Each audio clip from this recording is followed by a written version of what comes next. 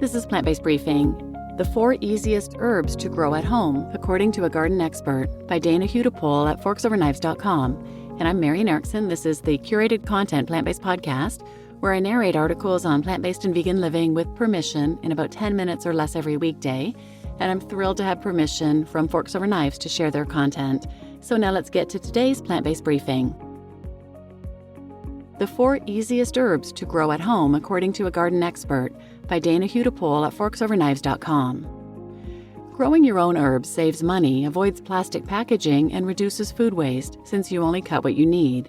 We asked Nicole Johnsey Burke, author of Kitchen Garden Revival and founder of Gardenary, for the most goof-proof herbs to grow in your backyard bed or windowsill planter. Here are Johnsey Burke's herb growing picks and tips, plus our suggestions for everyday kitchen uses.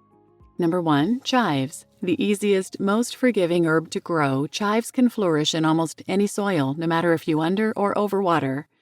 Growing tips. The easiest way to get started is to buy a chive plant, which you can do for the same price as prepackaged fresh chives from your grocery store, says Johnsey Burke. Shop at a store with locally sourced plants so that the chives are adapted to your climate and conditions. Plant in full sun if you can, though chives will also thrive in partial shade. To produce the most leaves, pinch off flower buds as they appear. Everyday uses. With their mild oniony and garlicky flavor, chives work well as a fresh addition to cold soups like gazpacho, veggie sandwiches, potatoes, tofu scrambles, sauces, dips, or salad dressings.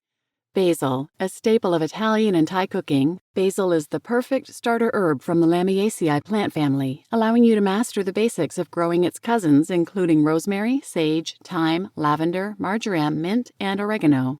Growing tips. Since its plant family originated in the Mediterranean region, basil loves warm weather, sunshine, and sandy soils, says Johnsey Burke. Raised beds or containers allow for better drainage so that the soil doesn't become drenched. Only water when the soil begins to feel dry about once a week to keep it damp. Yellowing leaves are a sign you're overwatering. To stimulate growth, pinch off 1/3 of the leaves weekly right at the stem so the plant will create branches and produce more.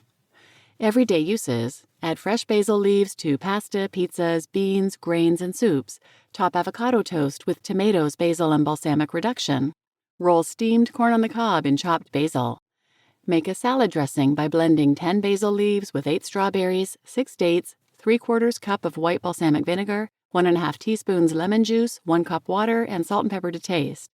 For pesto, blend 2 cups of basil leaves with 1/4 cup pine nuts, 3 tablespoons lemon juice, 1 clove of garlic, and salt and pepper to taste.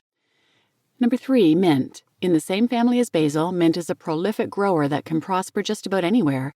It's the quintessential ingredient for summer salads, drinks, and desserts. Growing tips. Mint spreads so readily that you'll have to take precautions to prevent it from taking over. Even if you're placing it in an outdoor bed, plant it solo in a pot and place the pot in the soil to maintain boundaries. Check periodically to ensure the roots don't escape the pot's drainage holes into your soil. Or use mint as a ground cover in your yard by planting in partial or full sun, watering when the top inch of soil begins to feel dry. Everyday uses.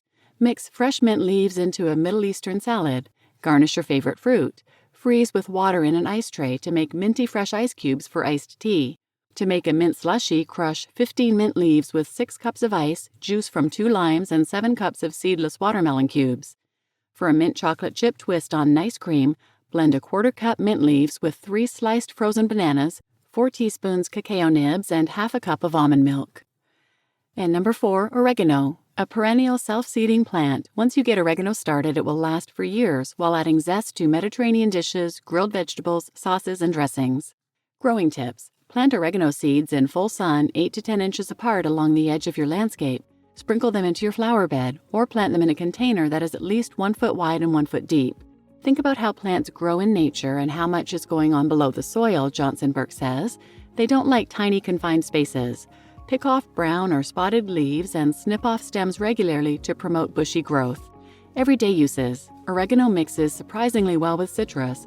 Layer a plate of 3 peeled, sliced oranges with 2 tablespoons chopped oregano, 1/4 cup chopped red onion, a drizzle of red wine vinegar, and salt and pepper to taste. Sprinkle on tomatoes, eggplant, zucchini, or a Greek salad with garbanzo beans. Use in recipes that called for dried oregano. Fresh oregano has a milder flavor than the dried oregano in your spice rack. triple the amount of fresh when substituting for dried oregano, and wait to add the fresh leaves until the end of cooking since they don't hold up to lengthy simmering.